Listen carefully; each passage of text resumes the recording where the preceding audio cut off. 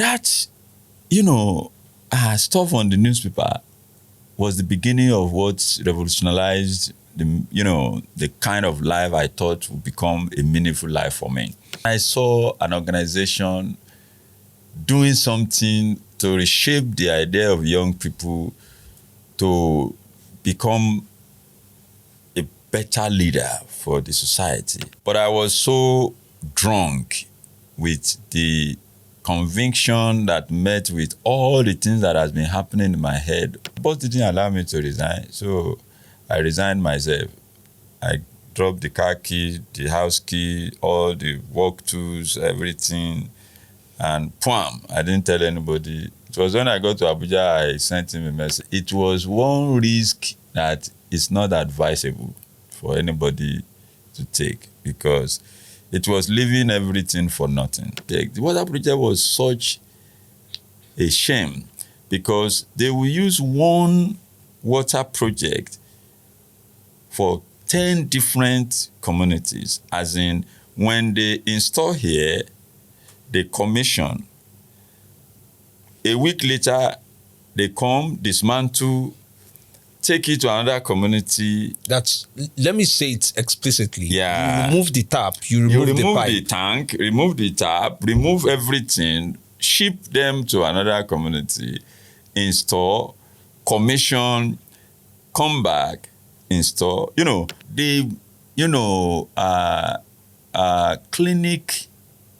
Medical clinic centers, same thing. One building, same equipment, rotated, multiple locations. In multiple locations, and eventually stacked in one place, never used. This is Like a Local, brought to you by Volumpod in collaboration with Connected Development Budget Foundation, with support from the Hilton Foundation. Many thanks for joining us today. This is Like a Local. Well, I'm Femi D Amele. I'm glad you joined in. As much as we can, there's a lot to share when it comes to the effort in which non-government organizations, but that's even big. What about the community-based organizations, the very small organizations who identify the needs of thousands and in some cases millions of people, where the problem is at the center, and that really sometimes shapes how things play out. But on the Like a Local, we'll look at this. And thank you to the likes of Budget Foundation, Connected Development, Locally Made Africa, of course with support from the Hilton Foundation, who have afforded us the opportunity to have this very conversation as we would have it now. Today, I'm glad to say to you, I have a community-based organization leader. He's been doing this for over a decade. He has shaped a lot of thoughts. He has seen problems. He has ideated on what it entails to take it forward to solution. But what happens if amplifying your solution sometimes does not meet the impact assessment that one would say funders, donors, sometimes look at? My guest today is the executive director here, as we would have it, at Dean Initiative, and he's been doing this for many years, like I did say. He's also been a United Nations Global Goalkeeper, a renowned advocate for education, election integrity, governance, and climate action. He has reached over 3 million people with SDG education and leads a national youth volunteer network of 5,000 plus. Semiye has activated climate education in 3,000 plus schools and is a global speaker inspiring youth-led change. Mr. Semiye Michael is my guest today. Thank you and welcome. Yeah, thank you so much. It's a pleasure to be on this amazing podcast. I have been following quite a number of series, and it's a pleasure to finally have a seat on the table. Yes. and I like the fact that you say a seat on the table. Within this sector, development as we have it, a lot of times government don't do all the things they need to do. So the non-government actors have to step in, and we have them in CBOs, NGOs, INGOs, and there are community notes that would help you understand what I just said.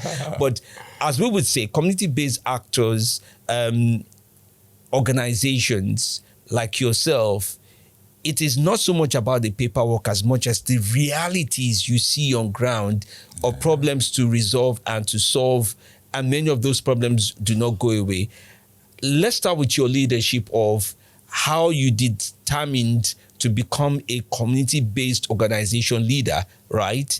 And said, this is where we need to work and not maybe the very sophisticated other areas. Yeah, I think, the dynamics is, in the beginning, what characterized your story as an individual, what shaped the ideologies of your personal, faith in the type of work you want to do, and what solidified those convictions as times evolve.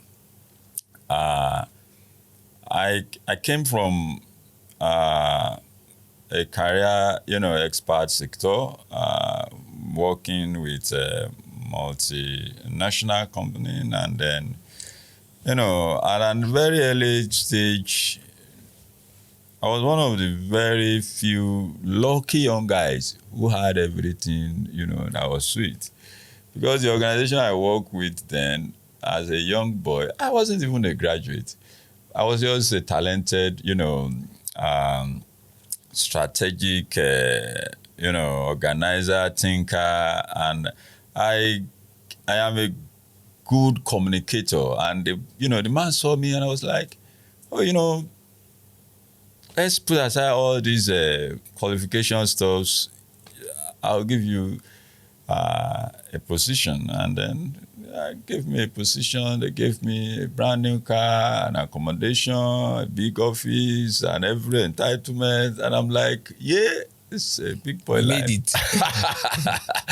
It was a big boy life. And but then I didn't go too far. Before then, I had been having this, idea of what it means to live within a people or a society that life just don't go the way it should go. I didn't know about NGO then. I didn't know about CBO. I didn't know about any of these things. It was just coming to me as a virgin, thoughts, but I couldn't wrap my head, around it.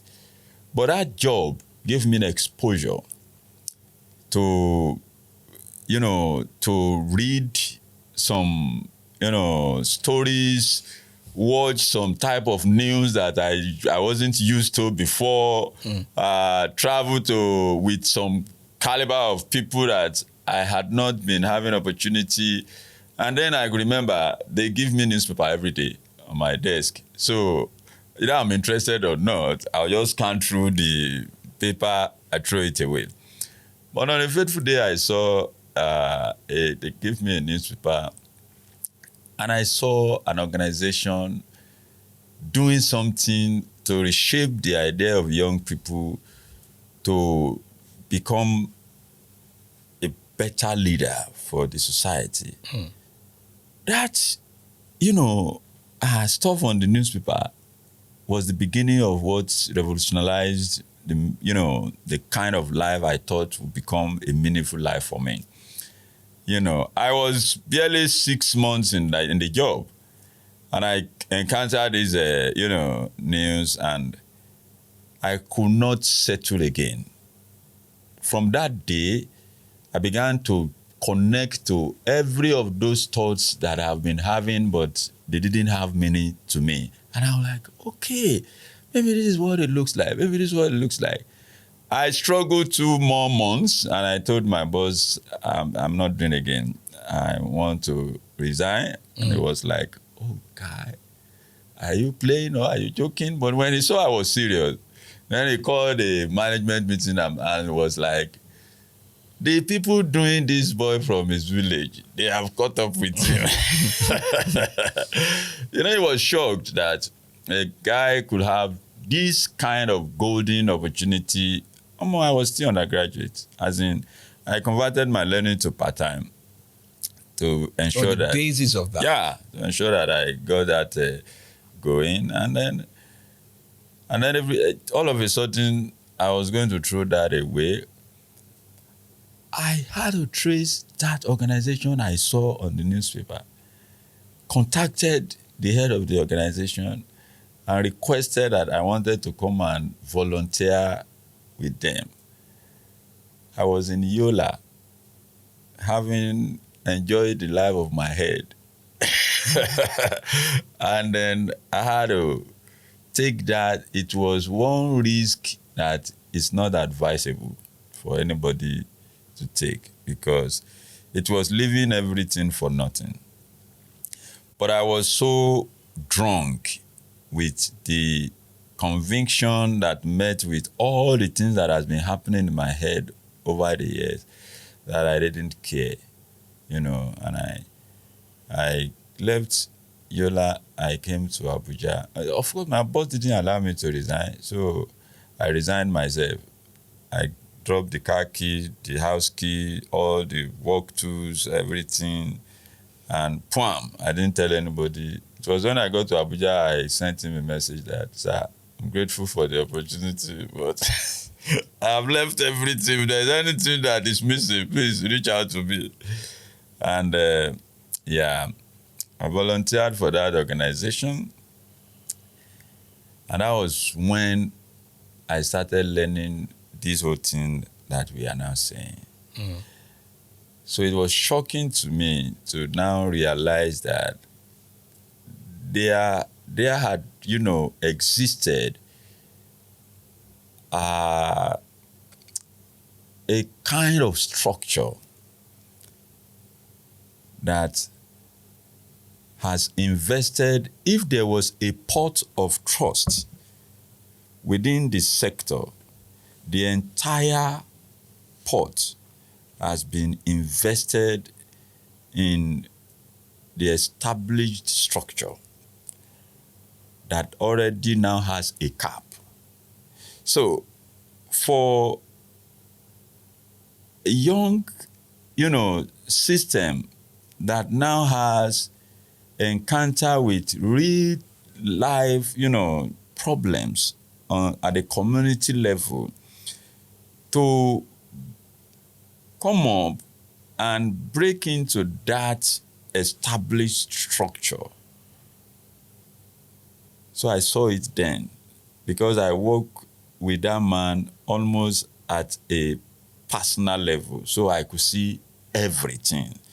And I happened to be with him at so many tables that other big, guys, were. So I saw everything. And it was dreadful. Okay, so let me jump in here, because I like the fact that you left comfort for curiosity. And from curiosity, you went into volunteer, you became a volunteer, and from volunteer, you started a community-based organization, which is to organize people. And I see that same sense in what a lot of CBO leaders all do. They identify their area of passion. Usually they identify a problem that they become passionate about.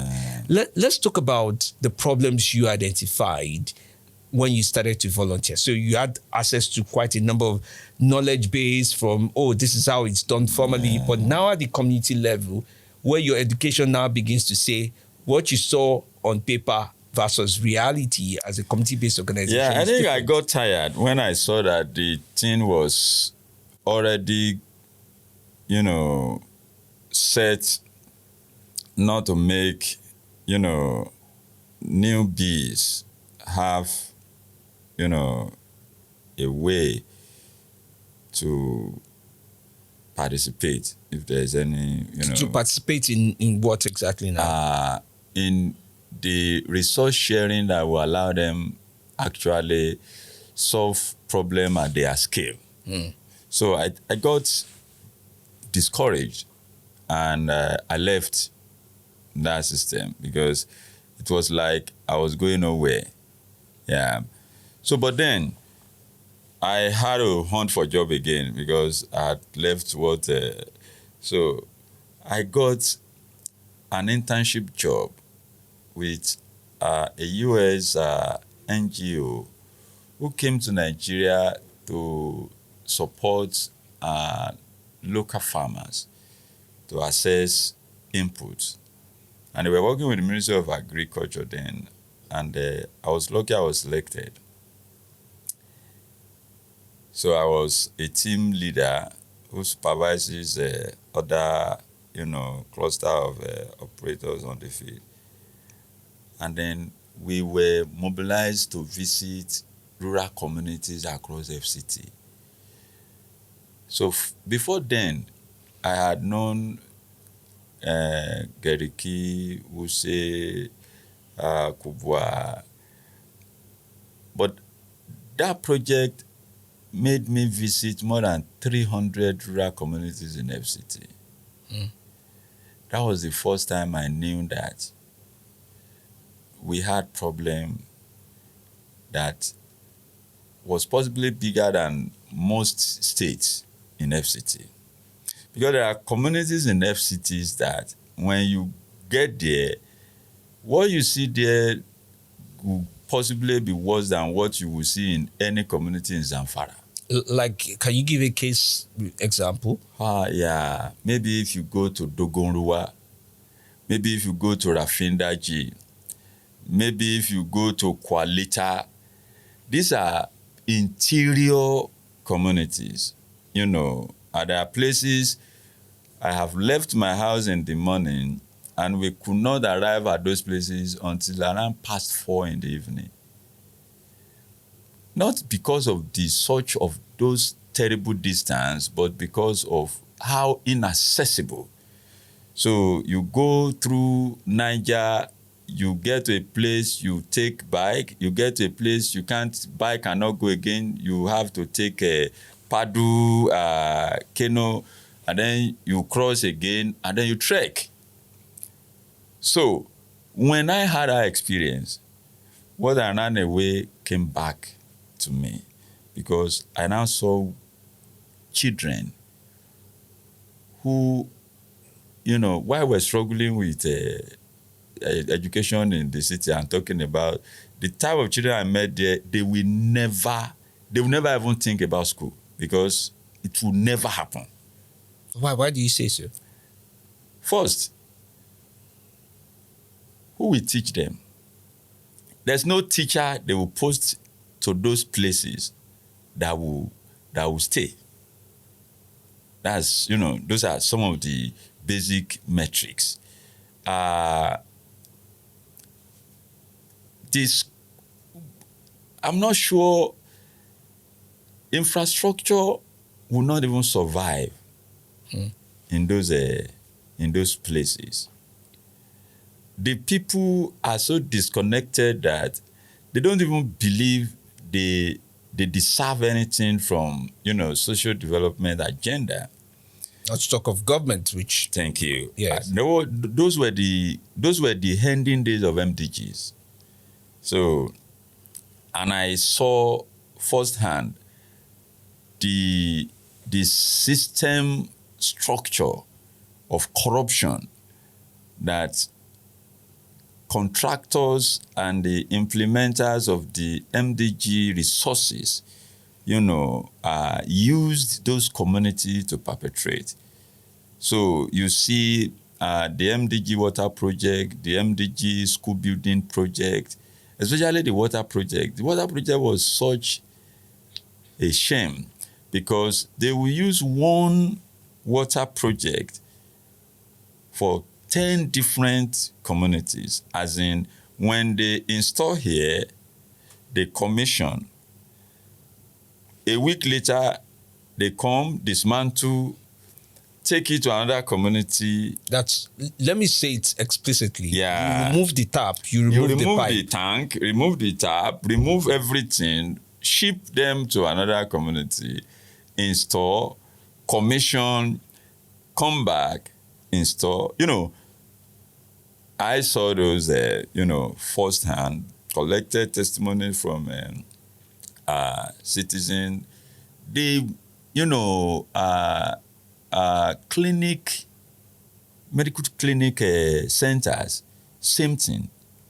One building, same equipment rotated, Multiple in locations. multiple locations and eventually stacked in one place, never used.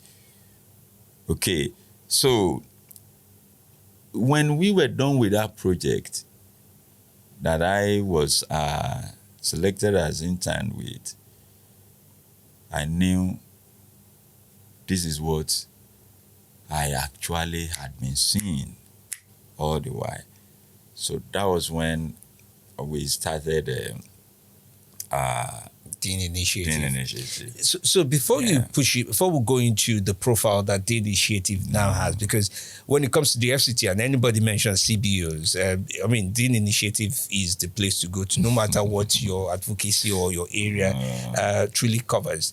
But I'm curious, as a local actor, having seen firsthand tap remover and tank remover and all those things, and social development work at that level, one would imagine if there was a funder or a donor that gives money, how does one communicate that to them to say what CBOs are experiencing, having commissioned, having done this?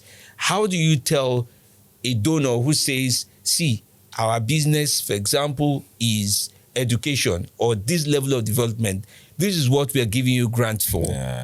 This is what we expect you to do. We have done our own scope through a third party. We have measured the line. This is the boundary. This is this.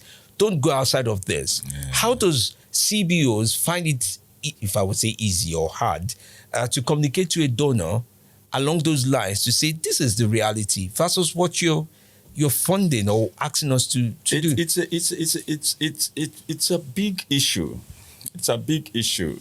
And drawing from experience, the issue is around, growth exposes you to understanding that are difficult, but that are realistic. Growth exposes you to understandings that are difficult. But they are realistic. So, along the line, you will realize that there are projects that are fundable by system, and there are some, in fact a lot, that actually addresses the problem, but structurally, by the system design, they are not fundable. Can you explain a little bit more? Okay, so for example, let me use an example. When I saw these children, and my own reality then was, okay, we have some of these communities that were closer to the major centers. Some of them were closer to Kubwa. Some of them were closer to Lugbe. Some of them were closer to Kuje, to Gwagolada, to Kwali. And they had school buildings. But teachers were not, going.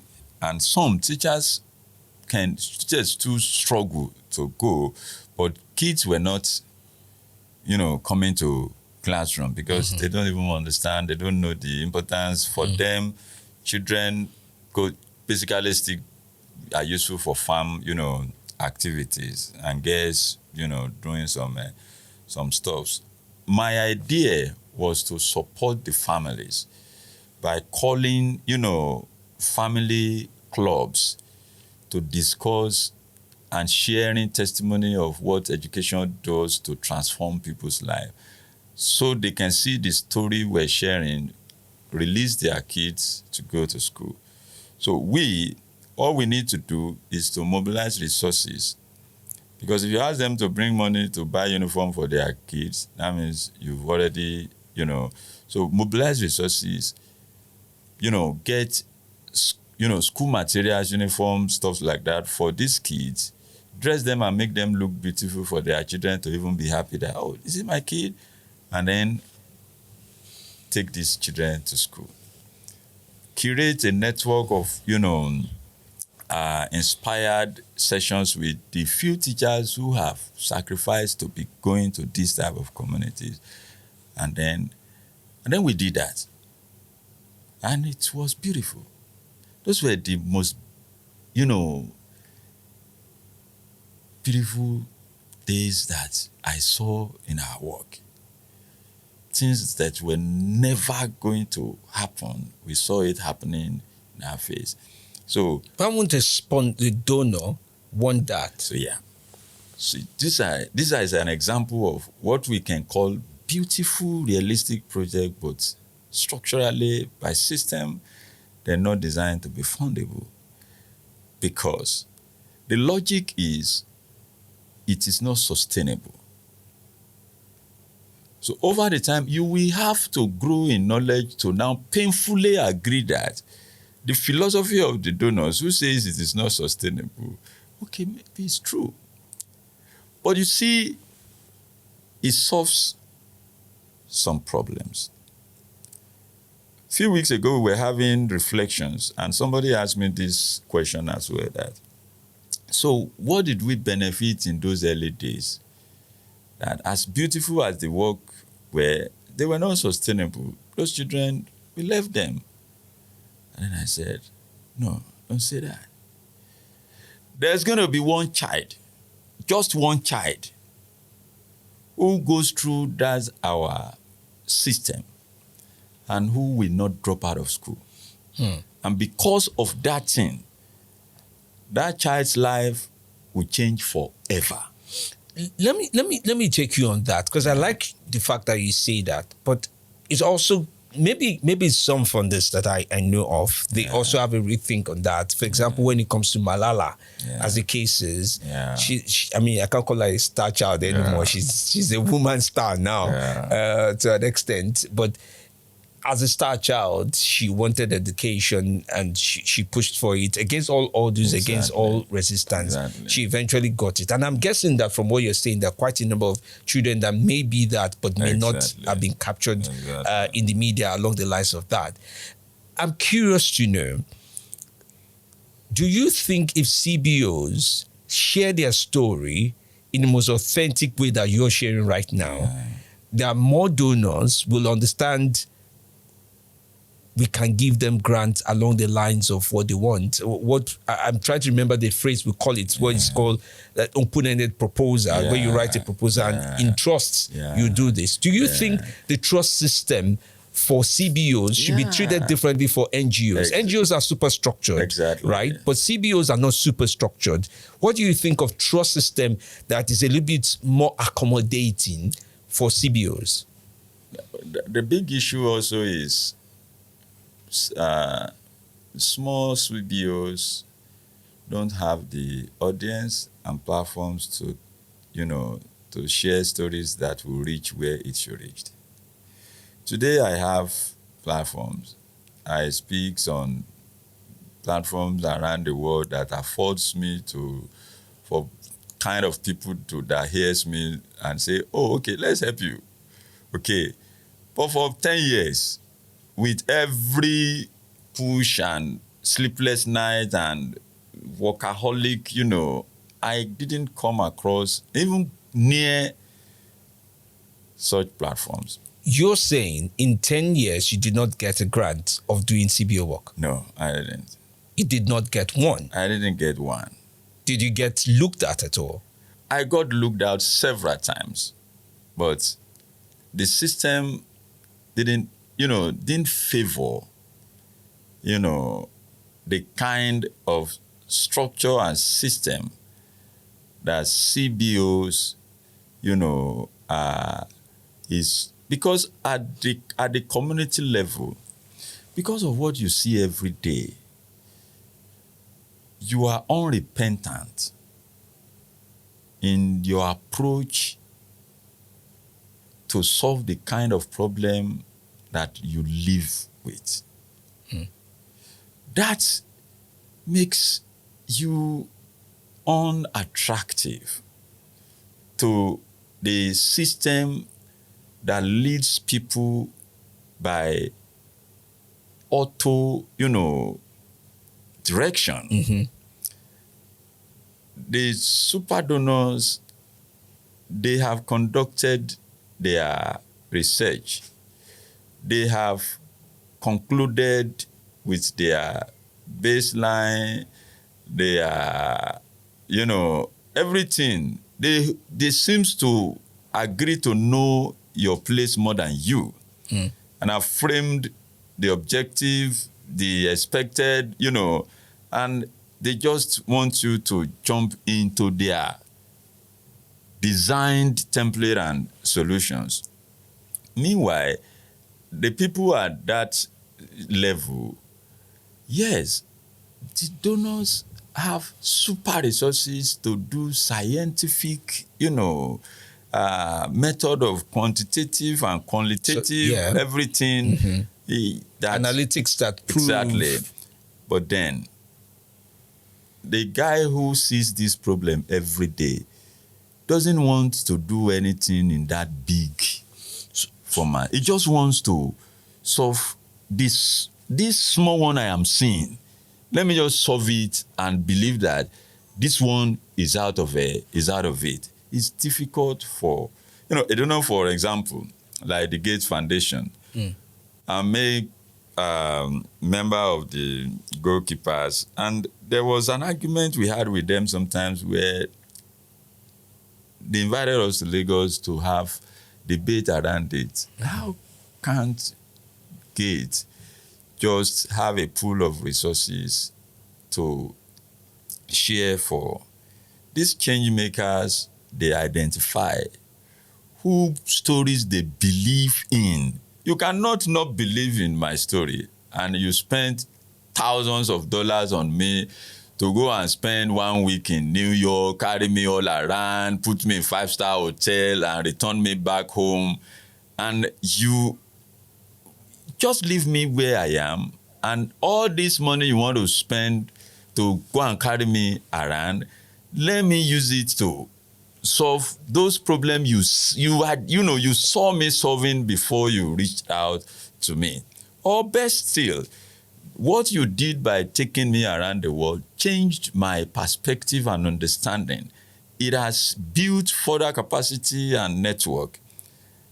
Could you then share some little resources to help complement and validate the work I do on ground? But then they came up with the argument of, we don't give small money.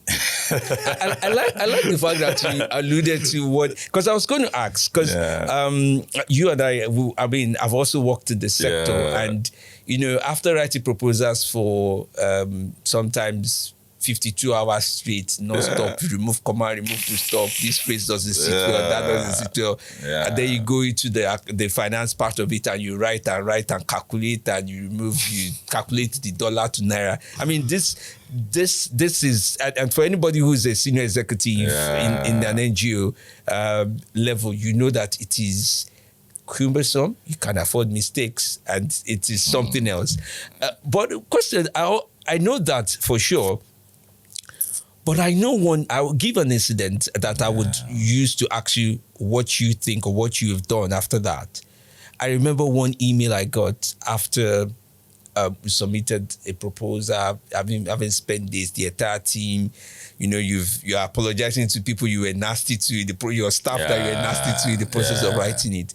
And then the email came, the rejection email, well carved, well written, and it sounded like, oh, you didn't get it because we looked at one part and our AI, and they didn't say it that way, but it looked like the scoring system said your section, this section of what you wrote fell below the score line in which the evaluations, which sometimes is always artificial intelligence used, and it gives it away. And I know for sure, for example, that feedback, when I hear it and I ask myself, should I have written all with AI, or should I have just done it the other way around? And you're looking at evaluating your proposals. When you got a rejection, and I'm sure you have a few across... Not a few, plenty.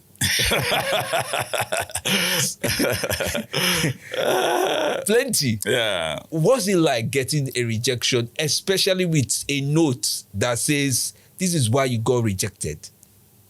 I think when you start anew, it bugs you. But over time, you build immunity, prepared for the best and the worst. So these days, I don't overly, celebrate good response. From donors, eh? Yeah, nor do I Indifferent. beat myself when they say no. What changed? What changed you? I have built that, immune not to be labeled myself. Because this is it. When you also have some of these are also very bitter, but which are truths as well. So if you know me, even within our sector, you also know that I'm that guy who says things in an unconventional way. So, and doesn't sit well with a lot of people all the time, but yeah. The truth is also that the population of people in the sector who seek opportunity to get resources to deliver their programs, they are becoming increasingly enormous. Yeah. So, in our society, you can't, you even find it difficult to trust the true intention of the people vying for these opportunities. Understanding if truly they are trying to build a change, or they are just part of the system who are looking for livelihood. Okay. That makes the judgment process difficult. Because say the donor had X amount of money that they want to give and share to maybe 10 solution providers. And instead of just identifying them, they say, oh, we don't know this guy, we can't identify, and then they call for application. So they're looking for 10 people. And 1,000 people turn up, for example. 1,000 is even large. Let's say 500.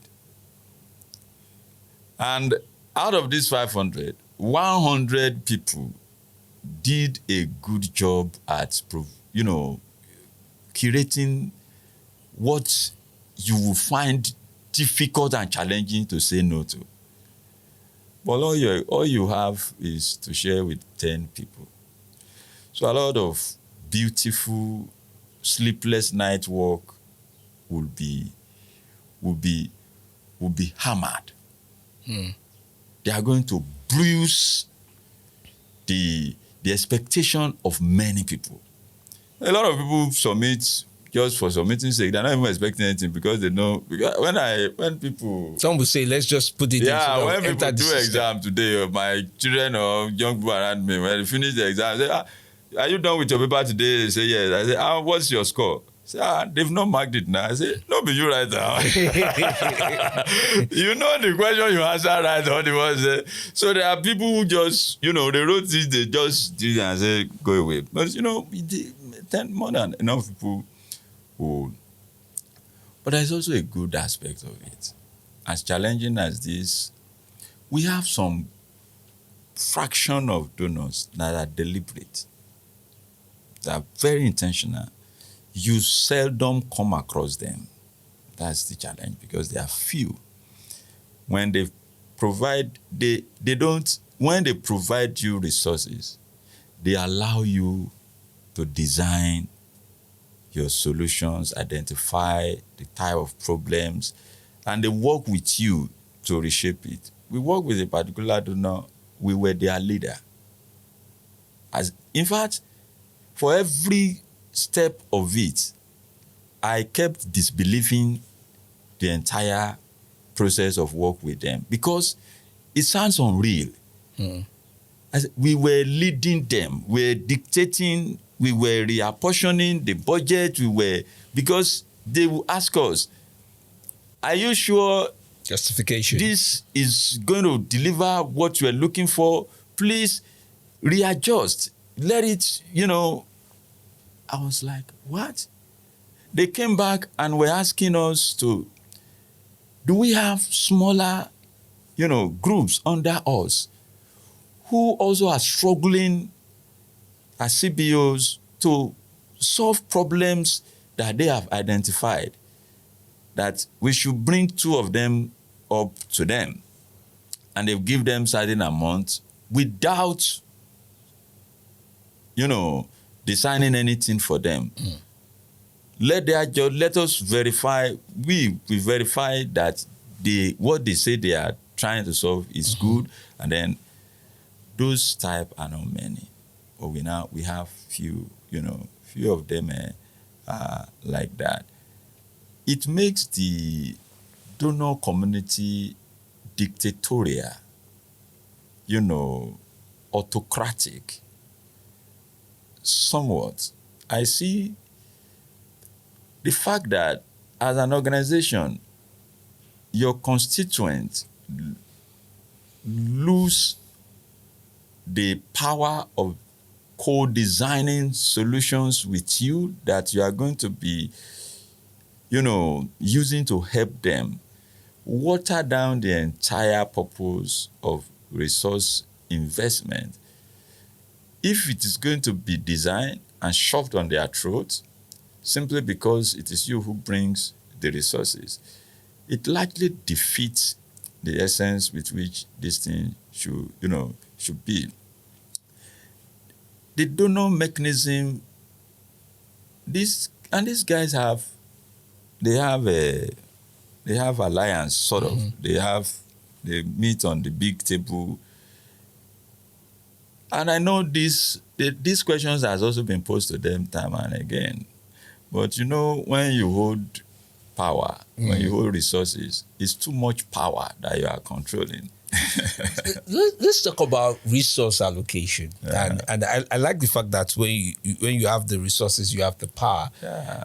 I've seen what you call co-implementation designs, Yeah. sometimes between the CBO and the donor. In some instances, they want another NGO, so someone just maybe slightly bigger, someone with an NGO with maybe a more appealing structure, some NGO with audit numbers and account balances, and that have shown that they are compliant with this. For example, if you're doing stuff with the EU, there's a level of registration and some level of forms you have to have done, and they will ask you for things that you would wonder about and say, what's going on here? Where am I supposed to bring this all the way through? And we have those NGOs that their paperwork is A-class, if I would say. And you have some donors who ask sometimes CBOs to say, we want to give you money. We just can't give you directly. We think we need to add somebody external into this, somebody whose paperwork checks with us, and you being the person on ground to implement. What do you make of such structure? Does it always work out, or does it become a struggle sometimes for CBOs? The donors, such donors have good intention because it simplifies their method of bringing in new and emerging change or solution providers, and it's good. I've had the opportunity with some of them.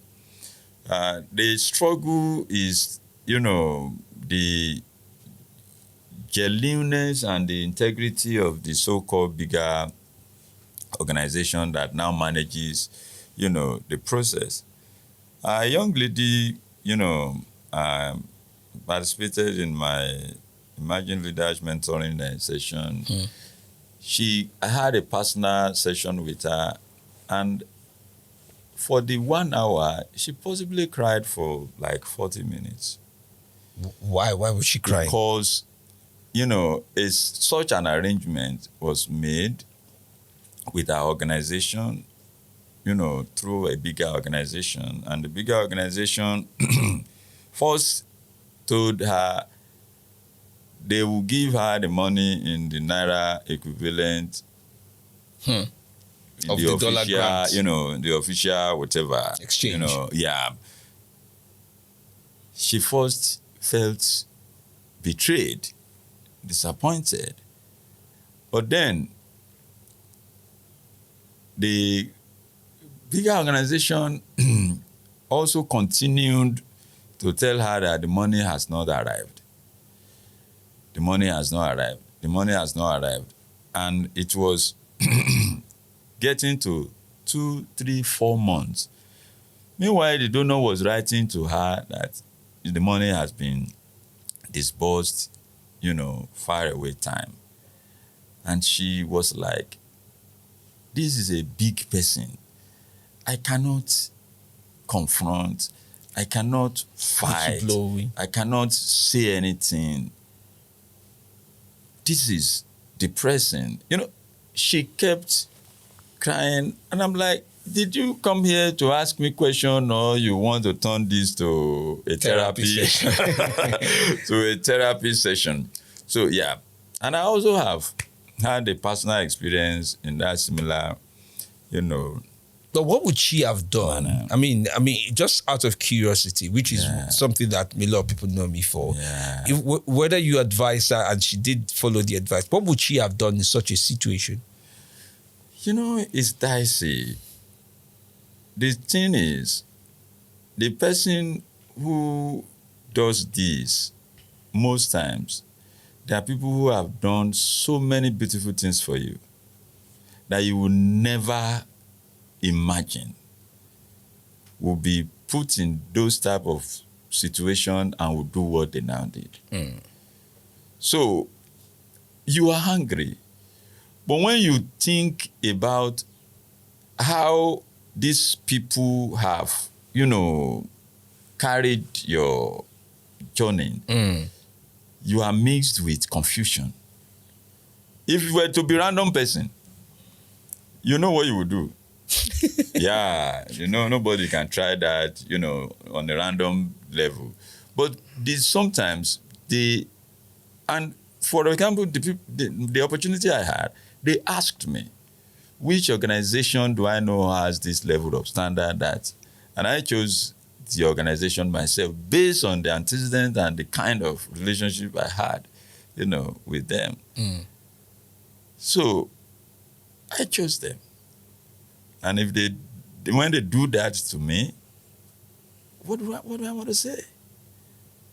Yeah, it's difficult to navigate it out. So it's also a system of personal and organizational integrity. The deliberateness of an organization to not just say things, but do things that shows they are part of the ecosystem, working to develop, the system intentionally. And another organization was selected for us, and the man, when they received the money, said, "Oh, we're not doing bank.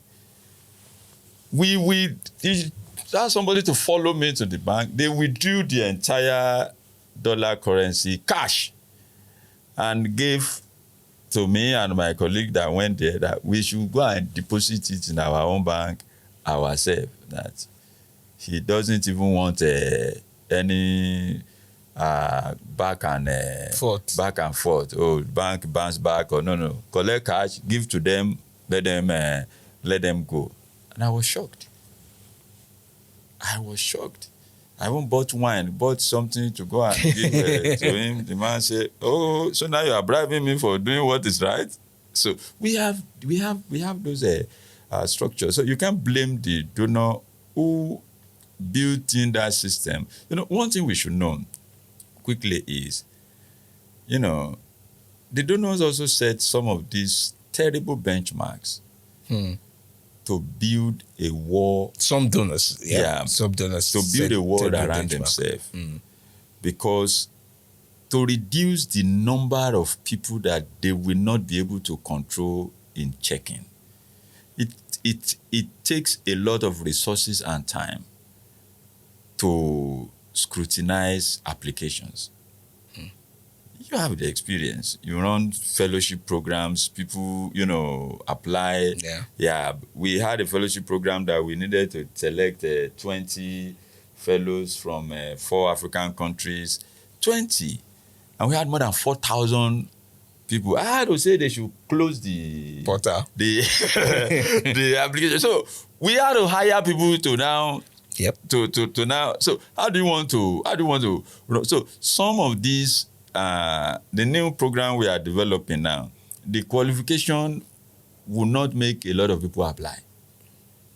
We did that to safeguard the unnecessary need to, But then when they build these systems, the people who manages them on behalf of them also becomes a shadow of those donors themselves. Because they will say, it is them, not knowing that the good intention and plan of the donor has been subverted by a local organization who has taken center stage of it. Yeah. Let's talk about Dean Initiative. I know you have Youth Advisory Board. Yeah. You also have your own board of directors. I know quite 2 or 3 people on your board, and I was excited to know, okay, yes, they're on your board. Ruth is an amazing person. And I looked at your Youth Advisory Board, and I found it quite interesting that your work with young people has stayed intact. And here's where it becomes tricky.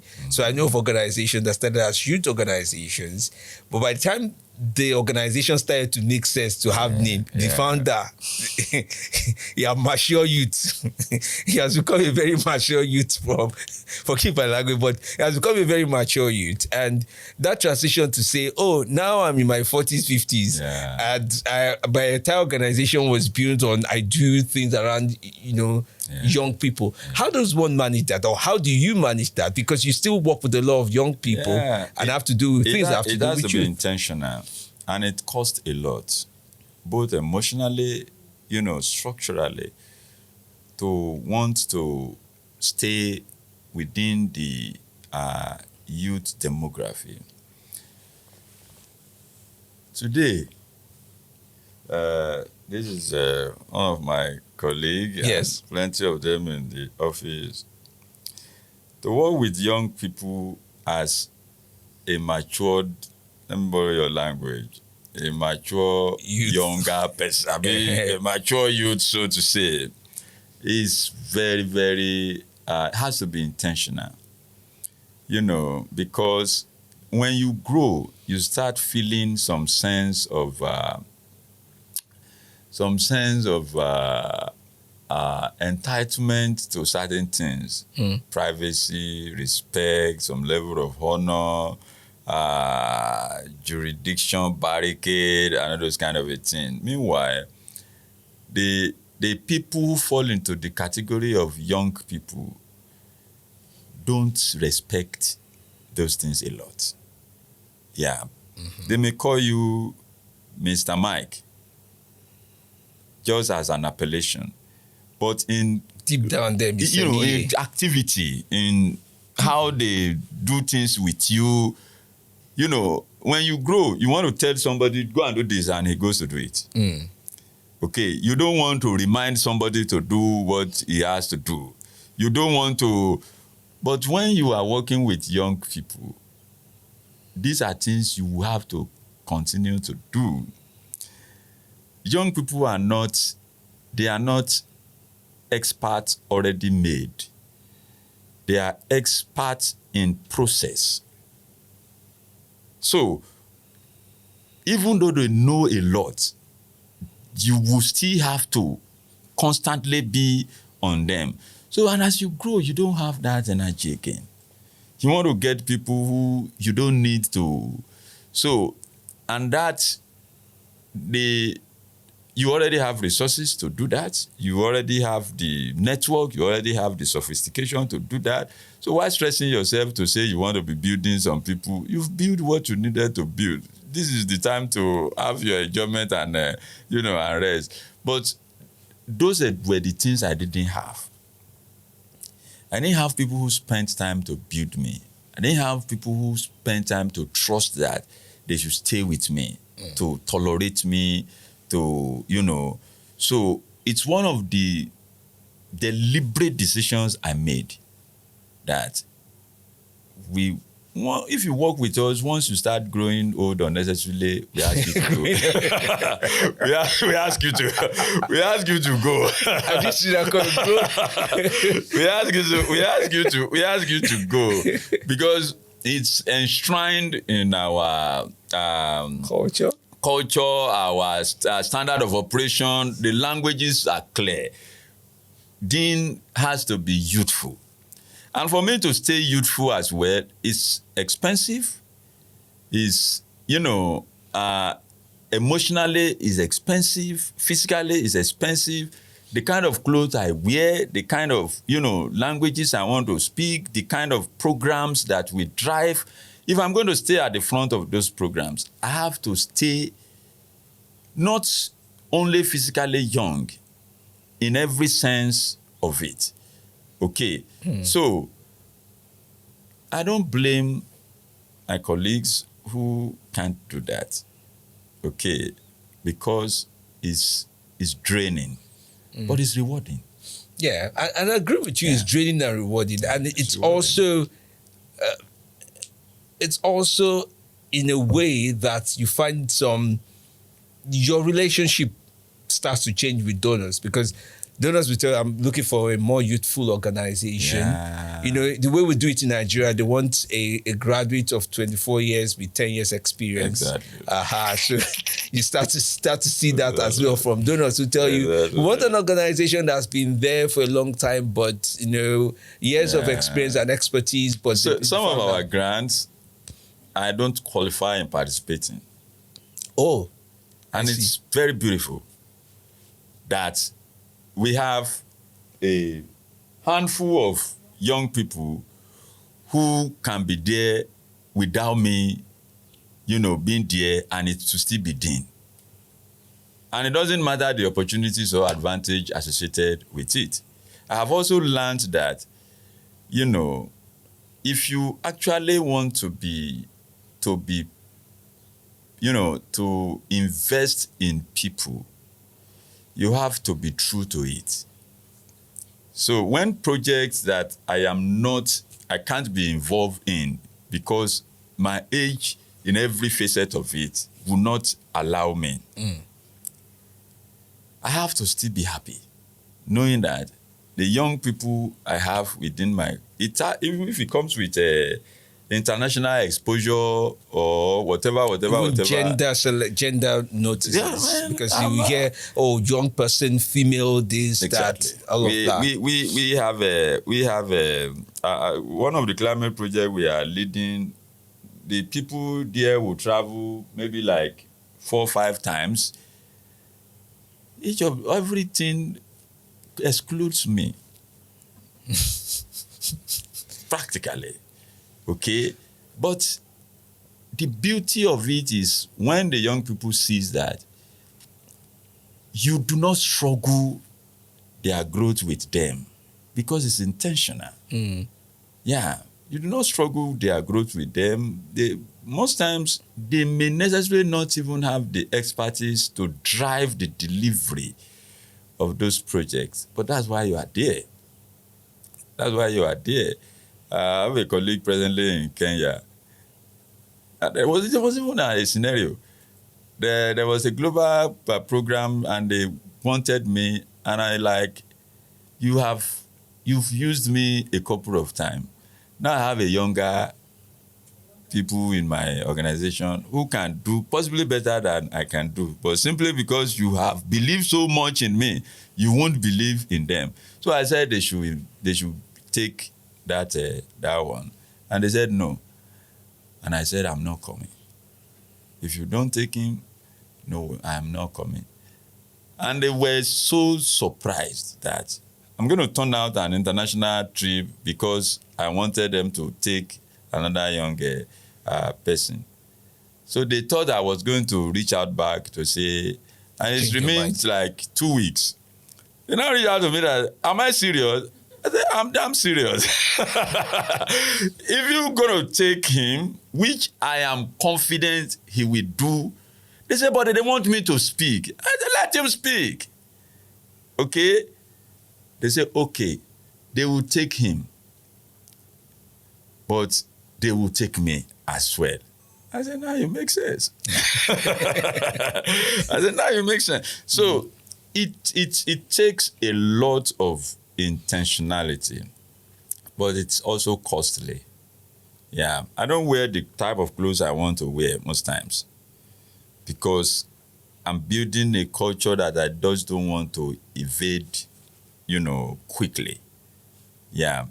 I think a few weeks ago, when I saw all my natives and the fine, barbaric guys I have, and how for the past 2 years I've not been able to wear some of them, I had to start dashing them out.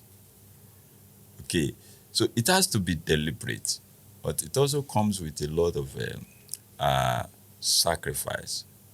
Yeah, I can say that. Okay, so let's round off by talking about some local solution to this localization issue that we do have, because of course the definition has often varied. We've explored it mainly in many lights, and you also talked about the conversation you've had with other local actors and NGOs, and how sometimes it's lofty to say, oh, these are the ideas we would do, but then when it comes to reality, it is evasive from becoming so.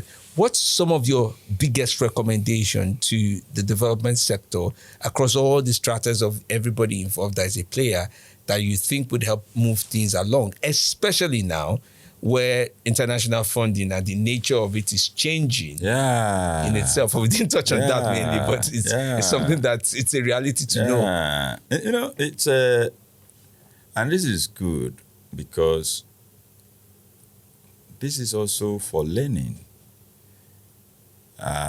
If we existed for like 10 years and we didn't secure a grant, how did we do it? Because once I quickly understood the narratives that, this thing this is the system. You can rebel, you can get angry, you can get frustrated, it won't change anything. The system is already built. So what I did with my group was to build, some competencies in certain areas that are, unusual, that can serve other established and, bigger organizations, who can then see me and my organization as a worthy co-implementing partners on several of their projects.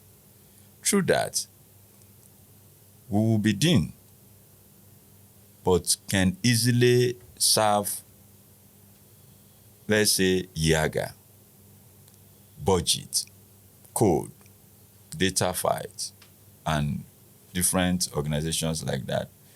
So when Yaga has a grant on a particular activity, and they think of, scaling at certain level that they don't want to stress themselves to, to start recruiting again, they can think that Dean is a reliable, community-based organization. They can ask to do this, and they give Dean certain amount of money and say, help us deliver, this. And then we can tell budget, see this thing you are doing, we have, ability in this. Don't worry, we can take it around there for you. And they will say, oh, is that true? Oh yeah, help us deliver this level of result. You can go to code and say, we have this thing you are doing, we can do this. The same thing to other partners in that regard. And that has helped turning the cycle again and again. We have built strategically one of the most strongest youth network in Nigeria. We have youth, hubs in the entire 36 states of the country and FCT. So do you want to do anything in Sokoto and you want to do it today, if you get in touch with him, you won't struggle to now say you are recruiting, volunteers, interns, or on the ground feeds. We have steady youth community in every state. And I think in 2023, ahead of the general election, we courageously took a bold step to even scale it down to local government level youth clusters. That was why we were able to do election result tracking at the 774 local governments in Nigeria in 2023 general elections. So when we had that, organizations who wanted to do election work or, election result data stuff, this and that, they only needed to plug into our, network and say, okay, Dean, we hear you are doing this. Okay, please, remain so area of budget. Can you give us a, say, okay, we'll give you this. We'll give you this. So, beyond, because what younger organizations do today, especially people who work at the CBOs level, do is just asking people money. They write Yaga, ask them for money. They write, ask them money. Nobody gives money, at random. They will give money if, even though they are giving you money will help you, but you are providing them some level of value that you cannot, cannot escape. It's not free money. Exactly. Nobody has free lunch. We did that, and it helped us. So those are some of the recommendations I'm going to share. I'm going to make with CBOs that are driving and it's also important not to want your face to be the face of everything, which is also some of the challenges we have today. So when young organization meets me, they say, they steal the idea, I laugh. An idea that is not taking you anywhere, is not, you are benefiting nothing from it, you say they steal it. Why not give it out freely so that you can get to where you are going?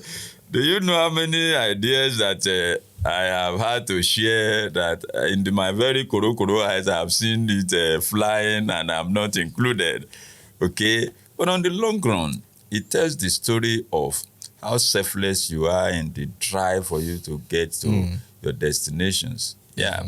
I gave an idea to a particular, let me not call their organization, big global organizations present in Nigeria. And they told me practically that this is a good idea, but they are so big, they cannot work with Dean. Can I allow them give it to another organization? And if the organization want to work with Dean, they will invite Dean. I'm like, our idea is good, but we are not too good small. enough. You will now give it to another organization. If the organization now want to, they will now, how do you do this kind of a thing?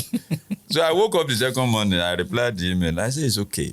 That is okay. All that matter is that the thing, be done. And say, I was even thinking maybe that my humble mind will say, you are good though. Okay, let's see what we can do. And they went ahead and do what they said they will do. And the so-called organization didn't reach out to the initiative. initiative. as terrible as it was, how much were we even asking them? We're asking them for just 5 million. Can you imagine? Just 5 million. Okay, 2 years, a year later, an organization was having a meeting, and I presented, a recommendation from that idea. And the guy said, oh, do me a concept note on this. I think we might want to support you at our embassy. And I did a concept note, and they gave us, I think, close to 20 million. You see, I was asking them for 5 million. If I had killed myself, fought, life is so simple sometimes that because of how tightly we hold on to them, it makes us lose the essence of the stories that we will tell through them. So it's sometimes they are painful, they are frustrating, they are disappointing, you feel cheated. But I think feeling peace is more important most times. Knowing that, what goes around comes around. I have to say a big thank you to you, Executive Director of the Initiative, Mr. Semiye Michael. He has extensive experience, even working with the United Nations Global Goals Goalkeeper. He's a renowned advocate for education, election integrity, governance, and climate action. He has reached over 3 million people with SDG education and leads a national youth volunteer network of over 5,000 people. Is active when it comes to climate education, at least with 300 schools, and is a global speaker when it comes to youth-led change. Thank you so much for coming on. There's a lot to say, and I will tell you this, that I listened attentively to what you have said. There's a lot of lessons, because it's not just advocacy, is also organizational lessons that are in there. And thank you for all you do in this space that you are.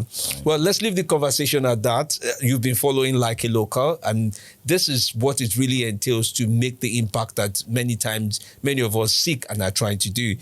This very conversation is brought to you by Volumpod and is co-implemented by Budget Foundation, Connected Development, Locally Made Africa, with support from the Hilton Foundation as well. Thank you all for being part of the program for today. I'm Femi D Amele. This is Like a Local, brought to you by Volumpod in collaboration with Connected Development, Budget Foundation, with support from the Hilton Foundation.